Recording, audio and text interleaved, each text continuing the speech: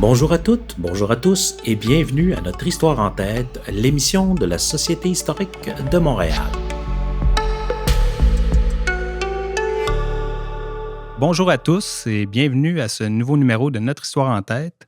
Je m'appelle Martin Lavallée et les 2 prochaines semaines, je vais avoir le plaisir d'animer cette émission. Et on va remonter ensemble aux sources de la Nouvelle-France. Là, vraiment, on va retourner aux origines de l'implantation française en Amérique, alors qu'il va être question du célèbre cartographe, explorateur et notamment fondateur de Québec, Samuel de Champlain. Et pour l'occasion, je reçois en studio aujourd'hui l'historien français Éric Thierry, qui a publié la plus récente biographie de Champlain chez Septentrion cette année et qui est de passage en ville pour faire la promotion de son livre et qui a généreusement trouvé un petit moment là, pour venir nous en parler. Alors, on est très content de ça. Bonjour Éric Thierry et bienvenue. Bonjour Martin, merci de me recevoir. Merci de nous accorder ce moment d'entrevue. J'ai vu sur les réseaux ces temps-ci, vous êtes assez occupé là, à Montréal, Québec, des conférences, lancement de livres, donc les choses se passent bien. Oui, très bien. Génial.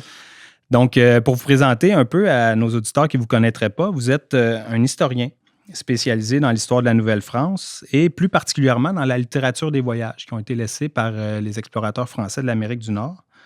Et à cet égard, vous avez publié une biographie tirée de votre thèse de doctorat sur l'écrivain et voyageur français Marc Lescarbot, qui est d'ailleurs un contemporain de Samuel de Champlain, qui, lui, dès le début du 17e siècle, a publié une histoire de la Nouvelle-France, alors qu'elle en était à ses balbutiements. Vous êtes aussi l'auteur d'un ouvrage intitulé « La France de Henri IV en Amérique du Nord » et vous avez publié récemment chez Septentrion, en 2019, les œuvres complètes de Samuel de Champlain. Alors, tous ces travaux et bien sûr les nombreuses heures de recherche qui viennent avec là, ont pavé la voie à l'apparition cette année, en 2024, de cette plus récente biographie que vous nous présentez sur Samuel de Champlain. Et on doit le dire, là, pour ceux qui ne l'auraient pas vu encore, on parle d'une brique là, de plus de 700 pages, donc travail colossal. Félicitations pour cet accomplissement. Merci. Je n'ai pas encore écrit un livre de 700 pages, mais j'imagine tout le travail que ça a dû représenter, donc bravo quand même pour ça. Et il faut dire aussi que le défi était de taille, parce que cette biographie, elle survient 16 années après l'apparition par l'historien américain David Hackett Fischer d'une autre biographie de Samuel de Champlain, qui était sortie en 2008 en anglais, 2-3 années plus tard, je crois, en 2011, français, 2011 en français. Et elle a connu quand même un gros succès de librairie. La critique était quand même élogieuse. Donc, c'était audacieux de votre part quand même de vous lancer dans la biographie de Champlain. Et moi, je dois dire que le pari est très bien tenu. C'est très réussi.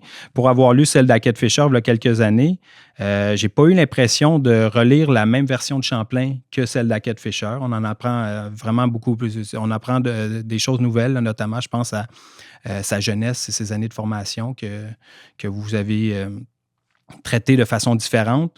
On en apprend de nouveau là-dessus. On apprend aussi comment à la cour en Europe, comment est-ce que les tractations qui ont lieu à la cour ont eu une incidence sur les voyages de Champlain, sur ce qui se passe en Nouvelle-France. Donc ça, c'est vraiment très bien traité dans votre ouvrage.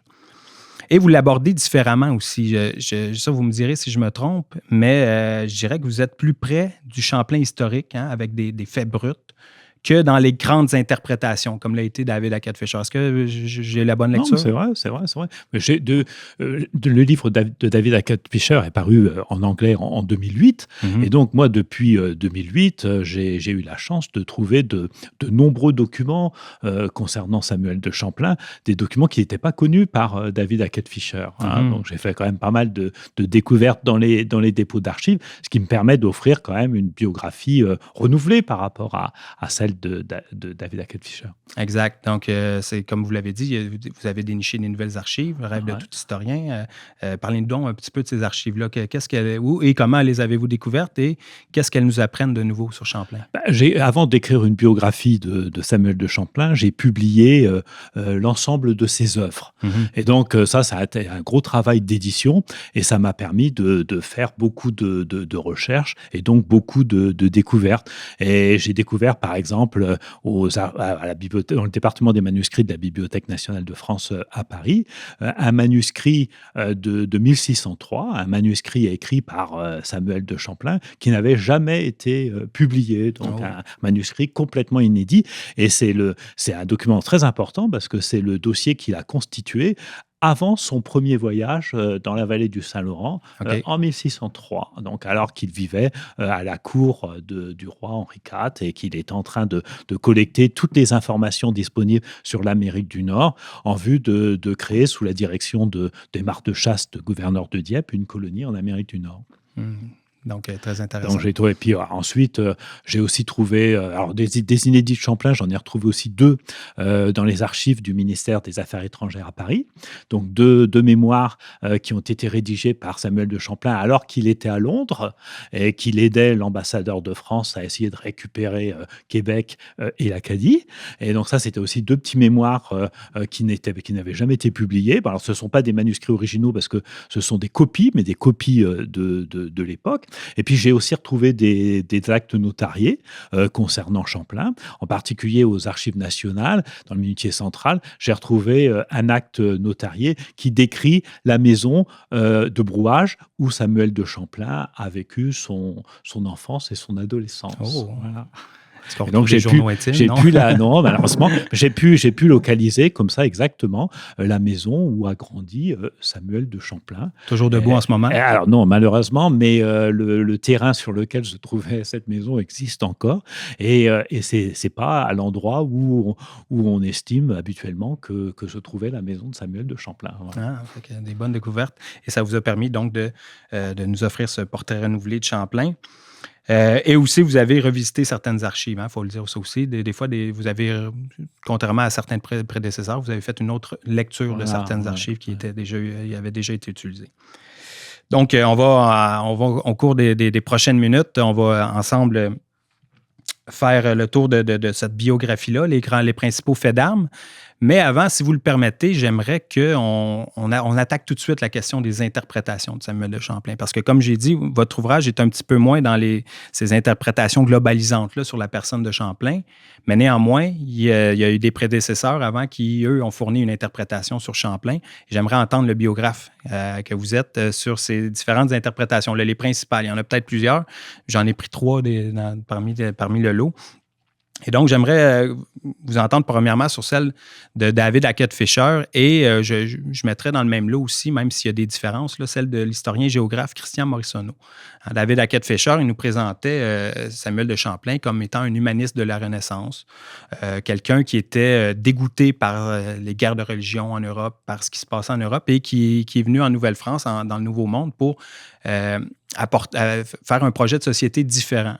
Et il aurait été beaucoup inspiré, entre autres, par l'édit de Nantes, l'édit de tolérance du roi Henri IV. Et cette tolérance-là qui l'aurait inspiré, il l'aurait utilisé dans ses relations avec les Autochtones. C'est que ça, grosso modo, c'est ce que Hackett-Fischer nous présentait.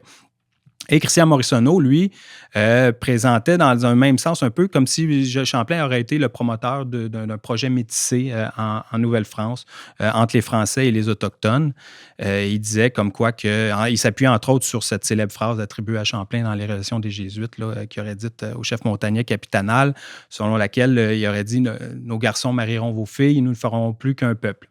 Et donc, en s'appuyant là-dessus, Morisonneau faisait de Champlain un promoteur d'une nation métissée en Nouvelle-France. Qu'est-ce que vous pensez de ces interprétations-là qui font de Champlain le promoteur d'une société nouvelle ici? Est-ce que c'était bien le cas? Est-ce que vous êtes d'accord avec ça? Globalement, je suis d'accord avec David Hackett-Fischer et avec Christian Morisonneau, mais j'ai un petit peu nuancé quand même leur vision. Et puis, je me suis efforcé de replacer davantage Samuel de Champlain dans son époque. Ouais. Et moi, ce que j'ai insisté là-dessus, Champlain est un acteur de la réforme catholique qui triomphe en France à partir du début du XVIIe siècle. Et donc, Champlain est un humaniste, c'est vrai, mais c'est pas un humaniste de la Renaissance. C'est pas un fin connaisseur des auteurs grecs et latins. D'ailleurs, il avait fait des études assez courtes. Il les connaissait pas. Il parlait pas le latin couramment. Il connaissait encore moins le grec. Mais Champlain est un humaniste parce que il est chrétien. Parce qu'il est catholique. Un humaniste chrétien. humaniste chrétien, ou même on peut dire chrétien humaniste. Hein. Et j'ai beaucoup insisté quand même sur les préoccupations religieuses de Samuel de Champlain. Et Samuel de Champlain, il a des préoccupations religieuses bien avant d'amener les missionnaires récollets sur les bords du Saint-Laurent en 1615. On voit apparaître ces préoccupations religieuses dès 1603, dès le moment où il travaille avec Aymar de Chasse et où il prépare son premier voyage dans la vallée du Saint-Laurent. Champlain est très probablement né dans une famille protestante, mais très vite, sa famille a été obligée de se convertir au catholicisme et lui-même a été élevé dans la religion catholique. Et ces préoccupations religieuses sont très importantes. Et c'est vrai que Champlain, c'est un personnage qui est marqué par les guerres de religion. Il appartient à cette génération de Français qui ont été traumatisés par ces guerres civiles. La France est déchirée. Elle s'est déchirée entre les protestants et les catholiques. Et Champlain, il a ce rêve de voir la communion entre les hommes restaurée. Et ça, c'est un rêve qui est commun à beaucoup de ses contemporains. Donc, il veut bâtir une nouvelle France qui va permettre de régénérer l'ancienne France, celle qui est en Europe. Et il veut instaurer en Nouvelle-France la communion entre les hommes. Et en fait, il veut, et ça c'est quelque chose qu'on retrouve chez beaucoup de ses contemporains, même en particulier chez les Récollets et puis chez les Jésuites et même chez les dévots qui vont fonder Montréal plus tard. Il veut instaurer en Nouvelle-France la cité de Dieu. Donc le pays de la communion retrouvée, de la communion entre les hommes et entre les hommes et Dieu. Et donc il a une vision très optimiste des autochtones. Hein, c'est quelqu'un qui est persuadé que la grâce de Dieu agit dans les cœurs des autochtones. Hein. Il fait ça, on le lit en particulier dans ses voyages de 1619 où il raconte son séjour chez les Hurons. Et il est persuadé que les Hurons, ils sont déjà chrétiens sans le savoir. Et c'est quelqu'un, Champlain, c'est quelqu'un qui croit en la foi implicite. Et donc la conversion des en particulier des Hurons, qui sont des agriculteurs sédentaires, la conversion des Hurons, elle ira de soi. Et donc Champlain, il prône la cohabitation entre des familles chrétiennes, des familles d'artisans, de laboureurs, et les autochtones, et en particulier les Hurons. Et il pense que les Hurons pourront être convertis au christianisme, de cœur à cœur, à force de cohabiter avec des Français chrétiens, des familles de Français chrétiens. Et alors ça, c'est quelque chose qui est pas très original. Champlain, il se montre pas du tout original dans ce domaine. Ça, c'est le point de vue des Récollets, des missionnaires récollets. Ah ouais. C'est le point de vue des jésuites. C'était le point de vue de Marc Lescarbot, son compagnon en Acadie en 1606 et 1607. C'est le point de vue de Jean de Poutrincourt, seigneur de Port-Royal en Acadie. Donc ça, c'est un point de vue qui est très commun. Donc il veut créer une nouvelle France métissée. Hein, et il veut encourager les mariages mixtes entre les Français et des Amérindiennes et qui seront convertis au christianisme. Et donc ça, c'est quelque chose ça, c'est pas très original. C'est vraiment dans l'air du temps à cette époque-là. Voilà. Donc c'est pour ça que je suis d'accord avec David Hackett-Fischer et avec Christian Mourissonneau, mais en replaçant bien Samuel de Champlain dans le contexte historique et en faisant bien un acteur de la réforme catholique. Je comprends. Puis il faut se remettre aussi dans le contexte, ces gens-là à l'époque on venait de découvrir des nouvelles terres. C'est une occasion justement pour eux de renouveau, même s'il y avait déjà des Autochtones qui habitaient là. Et donc, c'était de contribuer avec eux à cette édification-là de nouvelles sociétés. Donc, si je vous comprends bien, Éric Thierry, vous ne serez pas d'accord avec la deuxième interprétation. Je suis un peu moins familier avec cette cette école de pensée-là, mais vous y faites référence dans votre introduction. Une mouvance anticolonialiste contemporaine fait de Champlain ce que vous appelez un coupable par association. C'est-à-dire que Champlain serait comme responsable un petit peu des torts du colonialisme blanc en Amérique et comme s'il était un petit peu responsable des réserves, des pensionnats et de tout ce qui est tous les travers des rapports entre blancs et autochtones. Alors, vous êtes bien sûr pas d'accord avec ça, cette interprétation-là. Et pouvez-vous nous en parler un petit peu de cette mouvance-là avec laquelle je suis moins familier, là?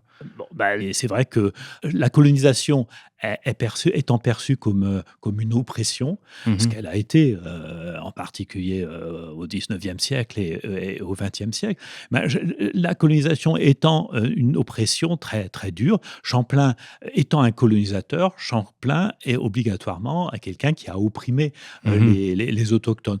Alors ça, c'est ce que j'avoue. Oui, il est coupable par association.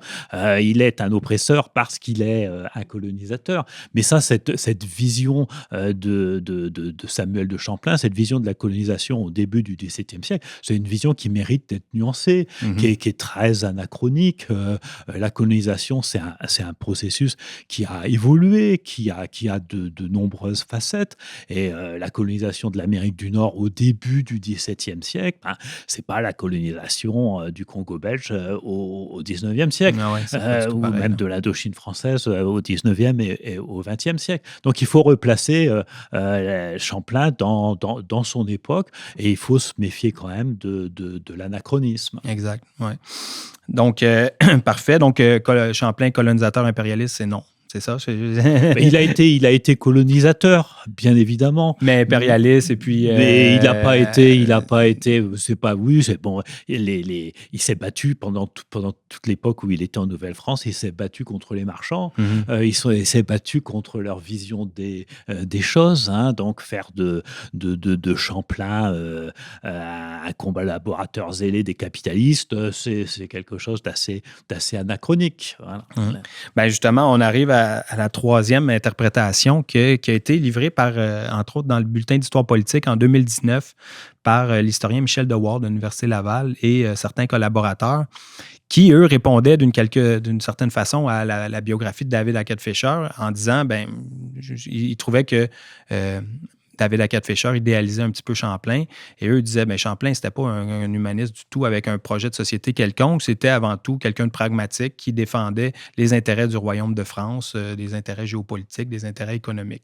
Alors, vous, cette interprétation-là, qu'en pensez-vous? Michel Dewar a raison. C'est vrai que Champlain a été quelqu'un de très pragmatique qui défendait les intérêts du roi de France. Il était de toute façon, dans la vallée du Saint-Laurent, il était le représentant du roi de France. Mais là aussi, il faut nuancer. Champlain, c'est aussi un rêveur. Et il a des rêves qui sont importants parce qu'ils l'ont incité à entreprendre. Il a rêvé de trouver le chemin de la Chine à travers l'Amérique du Nord. Et puis il a rêvé aussi de créer une nouvelle France, une nouvelle France sans les tares de l'ancienne France. Donc il a voulu créer il a voulu rétablir la cité de Dieu comme beaucoup de ses contemporains, et il a voulu rétablir l'union entre les hommes. Alors Champlain, oui, c'est un pragmatique, mais c'est aussi un rêveur. Et le Champlain rêveur, il est important, et puis il nous parle à nous, parce que après tout, les valeurs que défend Champlain au début du XVIIe siècle, l'ouverture aux autres, le souci de la communion entre les hommes, ce sont cette vision optimiste de l'être humain, de l'homme, ce sont aussi des valeurs qui nous parlent aujourd'hui, et qui rendent Samuel de Champlain, qui en font un personnage particulièrement attachant pour nous. Puis c'est inévitable, des fois, on a tendance à vouloir des fois utiliser l'histoire pour se servir d'exemple, aller chercher des exemples dans le passé qui nous parlent encore aujourd'hui. Puis Champlain est un de ces personnages-là, à votre avis? Voilà, oui. Et puis moi, je replace Champlain dans son contexte, dans le contexte historique. J'en fais un acteur de la Réforme catholique. Et puis, je le mets aussi en rapport avec d'autres personnages des débuts de la Nouvelle-France. Il y a beaucoup de liens entre Samuel de Champlain puis un personnage comme Jeanne Mance ou comme Paul de Chaumenet de Maisonneuve. Et donc Champlain, il fait partie de ces dévots, parce qu'il a été un dévot, surtout à la fin de sa vie. Ses préoccupations religieuses étaient très importantes. Il fait partie de ces dévots qui ont bâti Montréal, qui ont bâti la Nouvelle-France. Et les valeurs de ces dévots, ce sont des valeurs humanistes, et ce sont des valeurs humanistes qui sont encore bien vivantes dans le Québec d'aujourd'hui. Jeanne Mance, on l'espère, ouais. Jeanne Mance, personne ne songe à déboulonner les statues de Jeanne Mance ou de Marguerite Bourgeois. Donc les valeurs des dévots du début du XVIIe siècle, des dévots qui ont fait la Nouvelle-France, ce sont des valeurs qui nous parlent encore aujourd'hui et qui sont les valeurs du Québec d'aujourd'hui. Bon, mais merci de votre point de vue là, sur ces interprétations, Éric Thierry. Maintenant qu'on a attaqué ce point de vue-là, on peut maintenant aller voir du côté de Samuel de Champlain et puis on va retourner à ses origines pour commencer. Donc, il serait né, on ne connaît pas sa date de naissance, il serait né aux alentours de 1580, c'est bien ça? Oui, donc ça, c'est ce qu'on peut déduire de plusieurs éléments qui se trouvent dans ses écrits. OK. Et puis, David Hackett-Fischer, lui, en se basant sur certains écrits de Champlain, il a soulevé l'hypothèse qu'il serait peut-être un fils bâtard du roi Henri IV. Hein? Et vous êtes un petit peu avare d'explications là-dessus. Vous ne rentrez pas trop dans les détails dans votre biographie, mais on sent que vous n'êtes pas d'accord avec cette hypothèse. Oui, non. Moi, quand j'étais étudiant, j'ai fait mon mémoire de maîtrise en démographie historique. Et donc, j'ai étudié les familles, et j'ai fait une étude démographique des familles des grands officiers de la couronne et de la maison de France. Et donc, je me suis intéressé aux bâtards, aux enfants naturels. Et au XVe et XVIe siècle, en France, il y a un véritable âge d'or des bâtards. Il y a beaucoup de membres de la noblesse française, de la grande noblesse, de la petite noblesse, qui ont des enfants naturels. C'était quelque chose de très, très courant. Et ça n'avait rien de scandaleux, d'ailleurs, à l'époque. Et Henri IV, il appartient encore il appartient à la fin de cet âge d'or des bâtards. Il a eu lui-même beaucoup d'enfants naturels qu'on a pu répertorier. Et donc, il s'en est toujours occupé de ces enfants naturels. D'ailleurs, il les faisait aussi élever dans le château de Saint-Germain-en-Laye avec ses enfants légitimes, les enfants qu'il avait eus avec Marie de Médicis. Le château de Saint-Germain-en-Laye, c'était la vraie pouponnière royale. Et donc, Henri IV s'occupait toujours des enfants dont il était sûr d'être le père. Alors, s'il avait su qu'il était le père de Samuel de Champlain, il s'en serait occupé dès le début. Et puis, il lui aurait donné une place dans la société française qui aurait été toute différente. Un Champlain, il n'aurait pas été le lieutenant du lieutenant général de la Nouvelle-France. Il n'aurait pas été un lieutenant de vice-roi. Il aurait été le vice-roi lui-même. Il aurait le fils d'un fils naturel du roi de France. C'est un personnage très important. Donc, même s'il est bâtard. Même s'il est enfant naturel. Le duc de Vendôme, c'était un fils naturel d'Henri IV. Il était duc. Et puis Henri IV l'a même légitimé. Donc Henri IV s'occupait toujours de ces bâtards. Donc ça aussi, c'est une vision qui est assez anachronique. Le statut du bâtard à la fin du XVIe, au début du XVIIe siècle, c'est pas le même qu'au XIXe siècle. Donc Champlain s'il avait été un bâtard du roi Henri IV, il en aurait été très fier. On l'aurait su. Donc, Champlain, lui, était originaire de Brouage, en Saintonge, une région de France qui borde l'Atlantique, où les navires vont et viennent, il y a des marins. Comment est-ce que cette origine-là de Champlain va jouer sur son devenir de marin, de navigateur? Brouage, c'est un port. Alors aujourd'hui, ça peut être assez surprenant parce que quand on va à Brouage, aujourd'hui c'est dans le département de la Charente-Maritime, aujourd'hui Brouage est à l'intérieur des terres. Mais à cette époque-là, c'était un port. Bon, ça c'est beaucoup envasé, donc la mer aujourd'hui est loin, mais c'était un port très dynamique et qui jouait un très grand rôle dans le commerce du sel. Il y a beaucoup de marais salants autour de Brouage, donc des navires venus de toute la France, mais aussi d'Europe du Nord, allaient à Brouage pour acheter du sel. Et donc, Brouage était un port qui était ouvert sur le monde, sur l'Atlantique, sur l'Europe du Nord. Et donc, il n'était pas rare à Brouage de rencontrer des indigènes, des Amérindiens du Brésil, ou même des Amérindiens du Canada. Donc Brouage c'était un port ouvert sur le monde, et c'était un port fréquenté par des marins.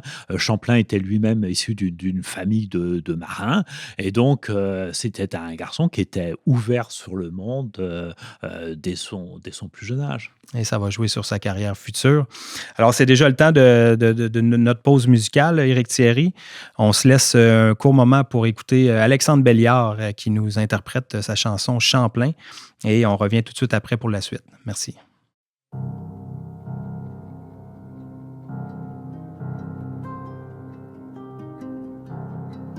Protestants catholiques, à feu à sang la France. Guerre anglaise hispanique, pour autant de souffrances. Puis une paix fragile m'offrit enfin ma chance, et j'allais découvrir l'Amérique. Au nom du roi d'Espagne, je fus triste témoin. Pillage et esclavage de ceux qu'on dit indiens. Pour mon roi Henri IV, à qui je fus fidèle, je dessinais des cartes à bord d'une caravelle. Remontant vers le nord avec de ponts gravés et d'Acosta à bord sur les traces de quartier. Partager sans tout prendre le territoire de mes frères, métisser un nouveau monde en Amérique, s'imprégner pour apprendre des premiers peuples en cette terre, pour survivre et comprendre l'Amérique. Micmac et Algonquin, Huron, Abénaquis, Malécite et Chemin, tous nous ont accueillis. Dans le fjord du Saguenay, le grand Canada bijou m'offrit son amitié, un traité qui change tout. Partager sans tout prendre le territoire de mes frères, métisser un nouveau monde en Amérique, s'imprégner pour apprendre des premiers peuples en cette terre, pour survivre, pour comprendre l'Amérique. Je posais avec deux mots sur un grand cap rocheux, nos rêves, nos ambitions d'un monde plus heureux. J'en repartis souvent, abattu, le cœur lourd, de cette terre où le vent me ramena toujours.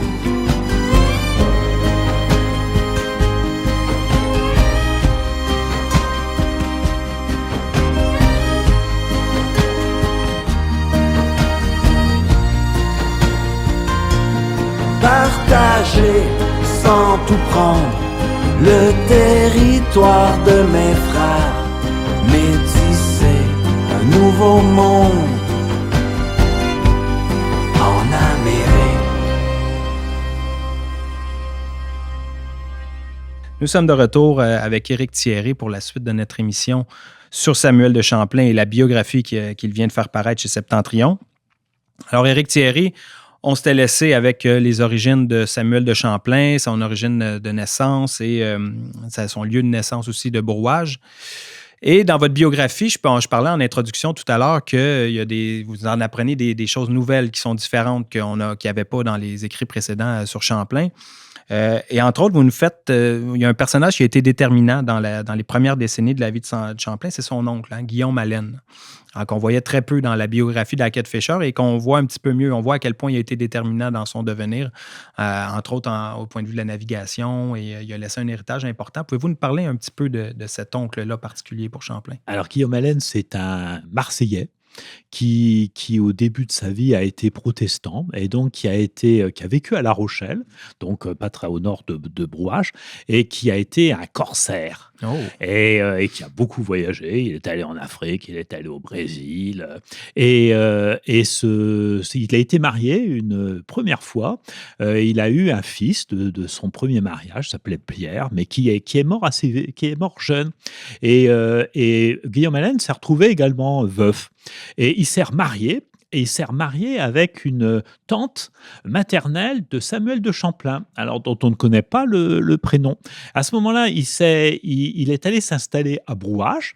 Il s'est converti au catholicisme et donc il a bien connu Champlain, donc l'enfant Champlain. Et Champlain a très probablement perdu son père assez jeune. Donc il était orphelin de père. Et Guillaume Allen a sans doute été un père de substitution pour Samuel de Champlain. Mm-hmm. Champlain, c'est quelqu'un qui semble avoir été assez marqué par la mort de son père. Et on rencontre plusieurs figures paternelles dans sa vie. Ouais, il y a Guillaume Allen, il y a François Gravé. Il avait besoin de figures paternelles. Des mentors. De mentors. Et donc, ce Guillaume Allen qui avait pas d'enfant, son fils unique était mort jeune. Semble-t-il, il s'est beaucoup attaché à son neveu, à Samuel de Champlain, puis la réciproque a été vraie, et ces deux personnes semblent avoir beaucoup d'affection l'un pour l'autre. Champlain est parti à l'âge de 12 ans combattre en Bretagne. Il est dans le service des logis de l'armée du roi Henri IV. Et il a gardé des contacts avec son oncle qui était de l'autre côté, qui était passé au service des Espagnols à ce moment-là, et qui se livrait à des activités de corsaire ou de piraterie en Bretagne. Puis en 1598, à la fin de la guerre entre la France et l'Espagne, Guillaume Allen a été chargé par le roi Henri IV. Enfin, c'était dans le traité de Vervins, il a été chargé par le roi Henri IV de rapatrier en Andalousie, en Espagne, la garnison espagnole du port breton de Blavet. Et Champlain avait été démobilisé à ce moment-là. Et donc, il est parti sur le navire de son oncle pour rapatrier les soldats espagnols en Espagne. Donc, c'est comme ça qu'il s'est retrouvé en Andalousie. Ouais. Et le navire de Guillaume Allen a été réquisitionné par le pouvoir espagnol pour faire partie de la flotte des Indes occidentales qui était chargée d'aller récupérer l'or et l'argent produits par l'Amérique ibérique.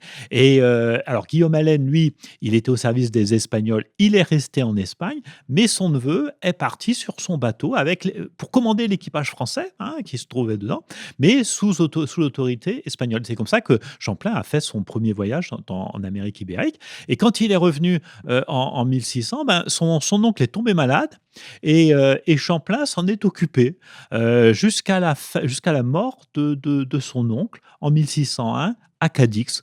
Et son oncle, Guillaume Allen, a fait de son neveu son héritier. Et c'est après la mort de son oncle, Guillaume Allen, que Champlain est revenu en France. Donc, vous voyez, il y avait beaucoup, je pense qu'il y avait beaucoup d'affection entre les deux hommes, entre le neveu et l'oncle. Et Champlain était très attaché à à ce Guillaume Allen. Il lui a aussi, vous expliquez dans votre ouvrage qu'il lui a prodigué aussi beaucoup de conseils de navigation dans ces années-là. Et aussi, quand on pense à Champlain, on pense à un des principaux héritages qui a été laissé par lui, c'est bien sûr ses cartes, les nombreuses cartes qu'il a laissées, qui sont disséminées un peu partout aujourd'hui, là, en France, aux États-Unis, au Québec. Où est-ce qu'il a appris la cartographie, Samuel de Champlain? Il a appris la cartographie dans le service des logis de l'armée du roi Henri IV, qui était en Bretagne à ce moment-là.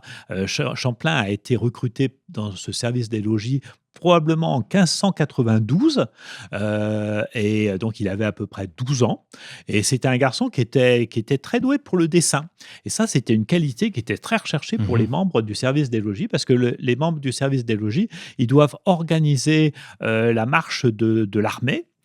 Ils doivent trouver des endroits pour loger les soldats, des endroits où ils doivent trouver des fourrages pour les chevaux. Et donc, les membres du service des logis de l'armée du roi doivent savoir faire des cartes. Et donc, c'est là que Champlain a appris à faire des cartes. Voilà. Et ces cartes du service des logis, on en possède un grand nombre, parce qu'aujourd'hui, il y a une très importante collection qui se trouve à la Bibliothèque nationale de France, à Paris. Et ce sont des cartes manuscrites. Voilà. Et des cartes qui sont très bien faites, qui sont très précises, qui indiquent tous les villages, les villes, les cours d'eau, les ponts à traverser, les routes à emprunter. Et donc, les membres du service des logis, ce sont des personnes qui doivent savoir observer les possibilités offertes par une région. Et donc, ce sont des observateurs. Et le roi Henri IV a fait de son service des logis également un service de renseignement. Et ces membres sont des observateurs, donc ils sont destinés aussi à être des espions. Et donc, Champlain a eu une formation d'espion. Et il a été espion du roi, c'est-à-dire observateur missionné par le roi. Exact. On va y arriver. D'ailleurs, j'ai des questions là-dessus, ces fonctions d'espion. Et là, pour situer un petit peu le contexte dans lequel Champlain va commencer à faire ses premières armes là, dans la vie, en 1589, exact, Henri de Navarre, qui était catholique de père, mais protestant de par sa mère, monte sur le trône de France. Et à ce moment-là, bien qu'il ait été baptisé catholique, le roi Henri IV est de confession protestante, ce qui va bien sûr soulever la colère des catholiques français, de certains catholiques français qui vont se liguer contre le nouveau roi et ce qui va entraîner une guerre civile. Et à ce moment-là, l'Espagne va se placer du côté des ligueurs catholiques contre le roi. Et c'est donc dans ce contexte-là qu'en 1593, âgé d'à peine 13 ans, Samuel de Champlain va faire ses premières armes, vous l'avez dit, dans les services des logis. Et quelques années plus tard, en 1599, il va partir pour la Nouvelle-Espagne avec une flotte espagnole, ce qui était assez exceptionnel pour l'époque quand même. C'est rare qu'une flotte, les puissances étaient jalouses des informations qu'ils possédaient sur leur colonie. Donc, ils se méfiaient des espions, mais Champlain va malgré tout pouvoir accéder à... Faut pas oublier que l'Espagne, c'est la grande puissance de la fin du XVIe siècle, mais l'Espagne manque de navires. Elle n'a pas suffisamment de navires à envoyer chaque année dans l'Amérique ibérique, au Mexique ou à Panama pour ramener l'or et l'argent produits par l'Amérique ibérique. Donc les Espagnols, ils sont obligés de réquisitionner tous les navires qui se trouvent dans leur port pour constituer la flotte des Indes occidentales. Et donc, il n'est pas rare de voir des navires français, avec des équipages français, être réquisitionnés par les Espagnols et envoyés dans l'Amérique ibérique.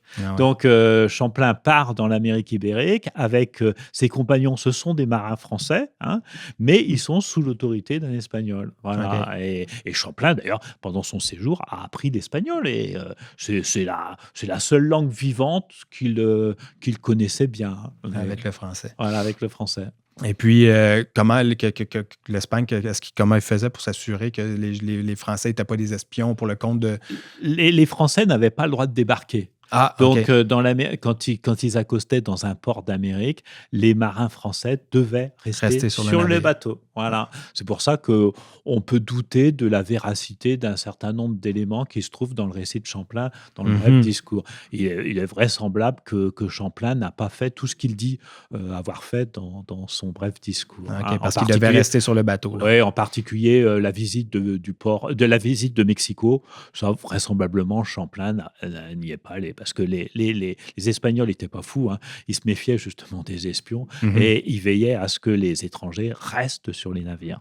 Donc, on peut penser que soit que c'est inventé, soit que ça lui a été raconté. Voilà, ça lui a été raconté. Il ne l'a pas inventé, mais ça lui a été raconté. Voilà. Okay. Voilà. Et puis, c'est ça. Donc, c'est au cours de ce voyage-là en Nouvelle-Espagne qu'il va rédiger son brief discours des choses plus remarquables. Un récit de voyage en même temps qu'un document d'espionnage pour le compte d'Henri IV qu'il va lui remettre. Et il décrit, entre autres, dans cet ouvrage, certains traitements qui ont été infligés aux Autochtones par les Espagnols. Hein. On parle, entre autres, de bastonnades qui étaient infligées à ceux qui ne fréquentaient pas la messe.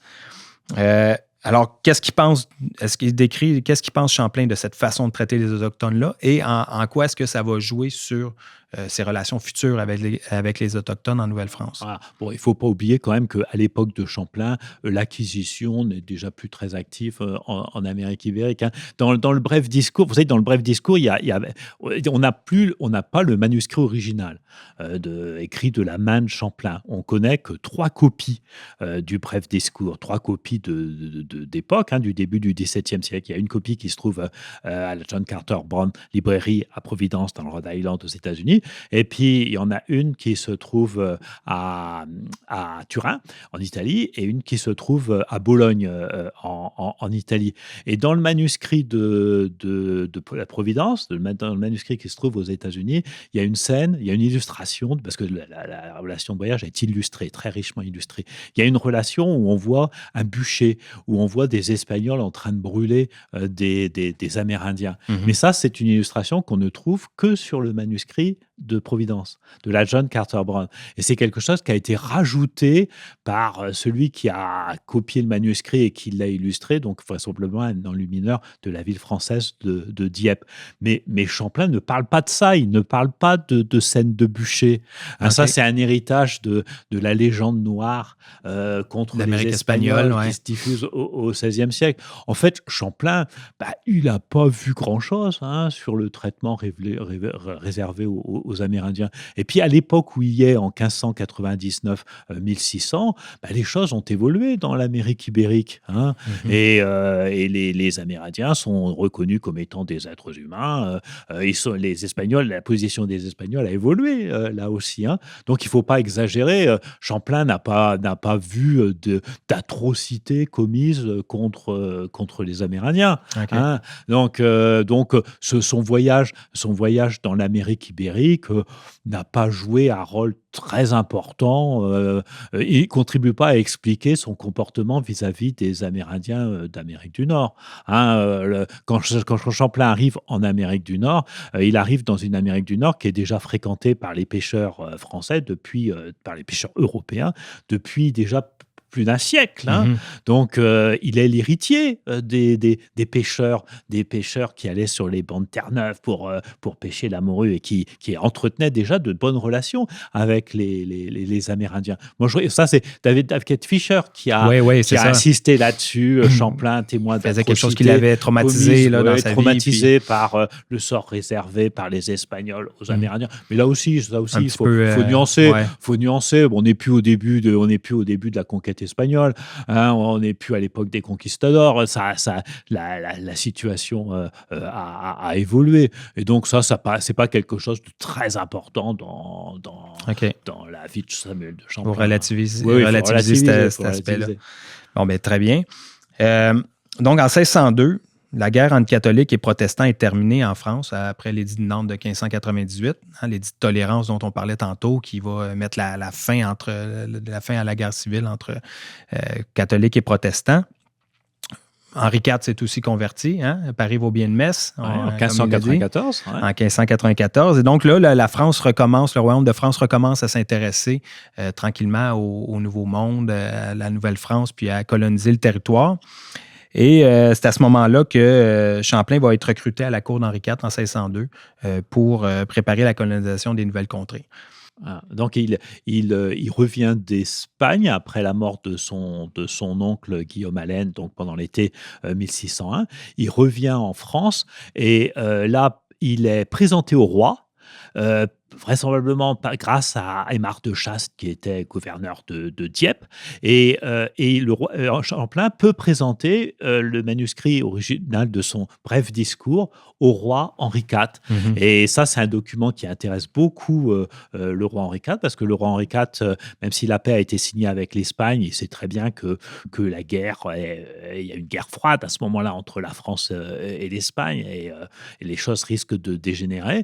Et Henri IV sait très bien que la source de la puissance de l'Espagne, c'est l'Amérique ibérique. Ce sont les mines d'or et d'argent qui s'y trouvent. Et donc, Henri IV, il essaye de rassembler le plus possible de documentation sur l'Amérique, en particulier sur l'Amérique ibérique. Et à ce moment-là, en 1602, début de 1603, Henri IV songe à conquérir l'empire de Guyana, qui est dans le nord de l'Amérique du Sud.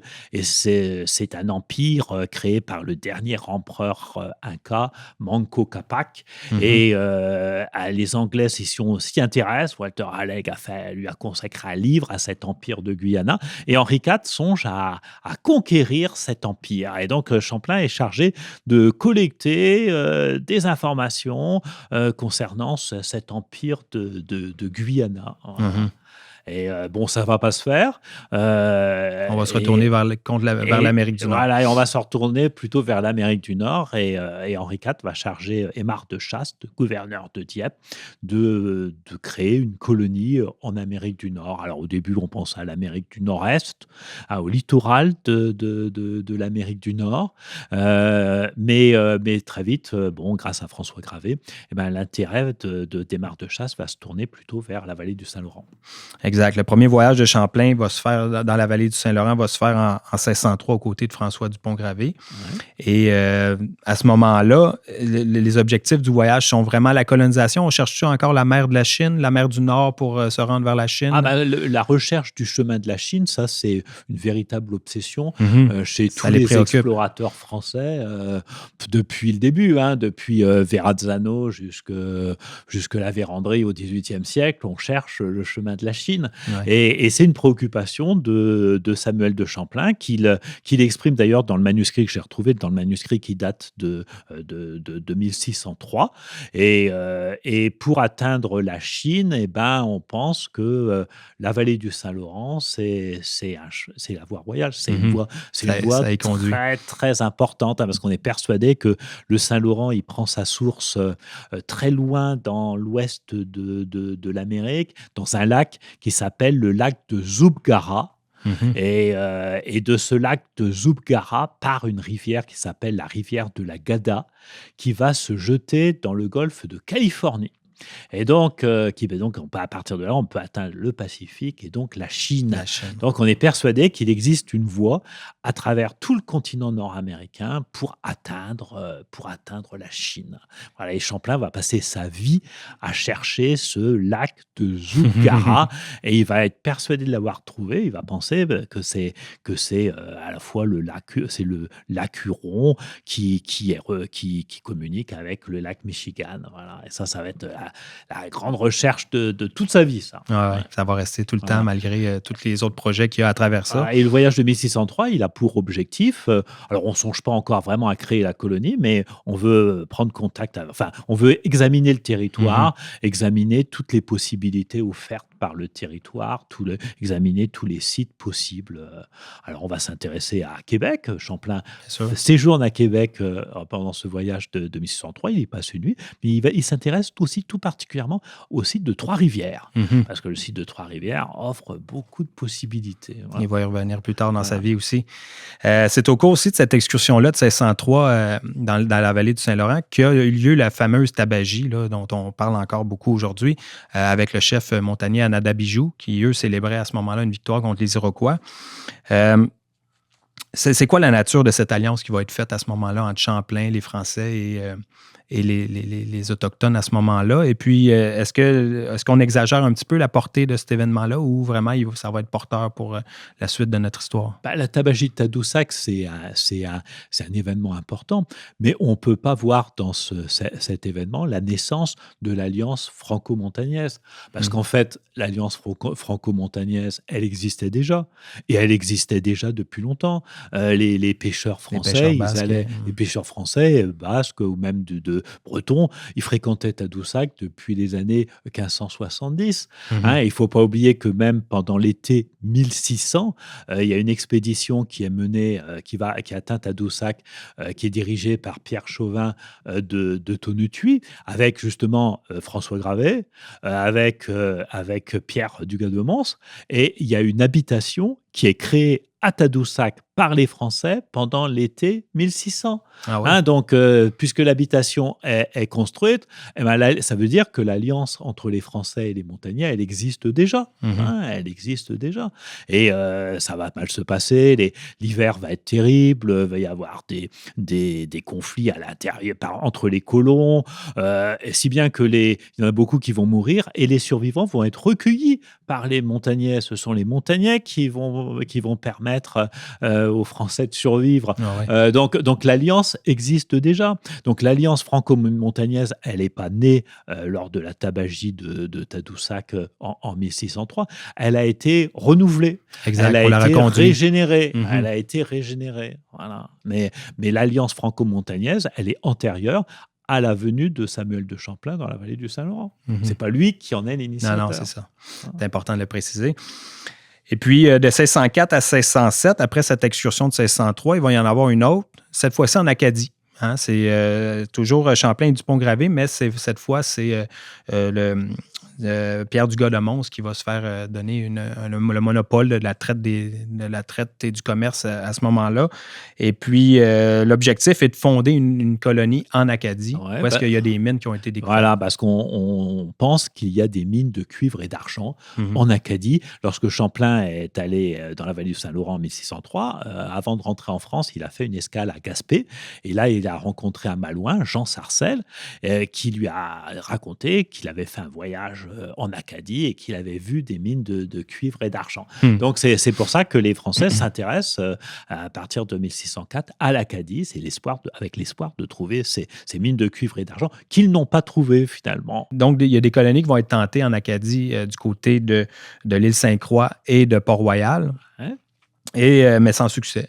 Pourquoi est-ce que ça va être un échec? Il y a une habitation qui a été construite sur l'île Sainte-Croix. Donc, l'île Sainte-Croix, c'est sur la frontière entre la province canadienne du Nouveau-Brunswick et l'État américain du Maine.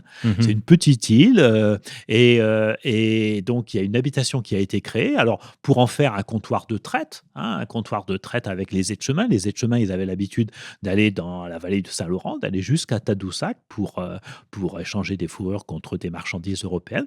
Et là, justement, ils vont avoir la possibilité d'obtenir des marchandises européennes directement chez eux. Alors, ça a été un désastre parce que l'hiver a été très rigoureux et presque la moitié des colons français sont morts du scorbut à ce moment-là. En plus, ils avaient mal conçu leur habitation parce que l'habitation de l'île Sainte-Croix était formée de petites maisons séparées les unes des autres. Chaque petite maison avait sa cheminée et donc il fallait énormément de bois de chauffage pour chauffer tout le monde en hiver.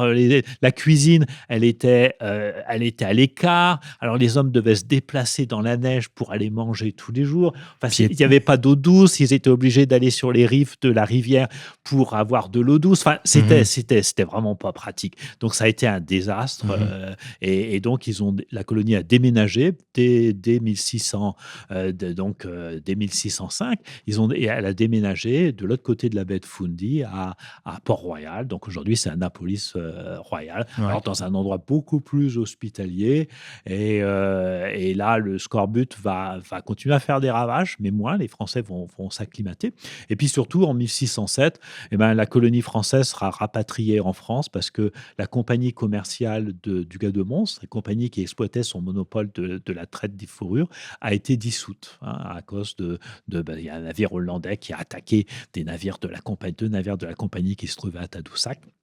Et la compagnie a accumulé les pertes financières et donc finalement elle a été dissoute à ce moment-là. Et donc avec beaucoup de regrets, les Français ont été obligés de quitter Port-Royal.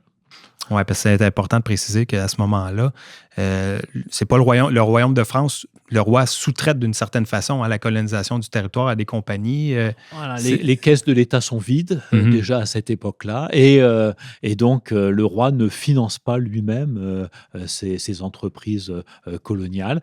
Ces entreprises sont financées grâce à un monopole de la traite des fourrures qui est accordé par le roi. Alors, monopole de la traite des fourrures qui est exploité par une compagnie commerciale qui se constitue à ce moment, qui constitue à chaque fois. Mais bon, le monopole est mal respecté. Il y a beaucoup de contrebande.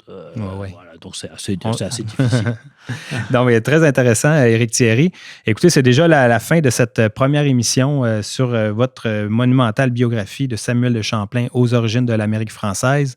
On va revenir pour une deuxième émission la semaine prochaine. Donc, merci. Et puis, on va poursuivre après ça avec Québec et la fin de la carrière de Samuel de Champlain. Merci à vous. Alors, merci, à la semaine prochaine.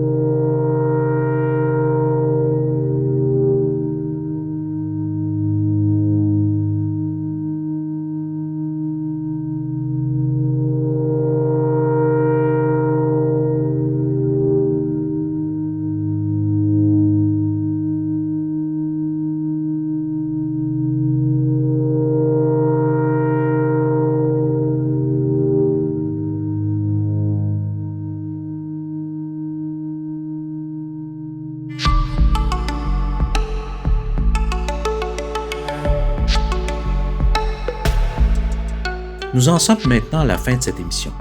Vous pourrez la retrouver sur le site de la Société historique de Montréal à l'onglet Émissions de radio ou sur notre chaîne YouTube. Nous vous invitons, si ce n'est déjà fait, à devenir membre de la Société historique de Montréal, ce qui nous permet de produire ces émissions. Alors, merci de nous avoir écoutés et à la semaine prochaine.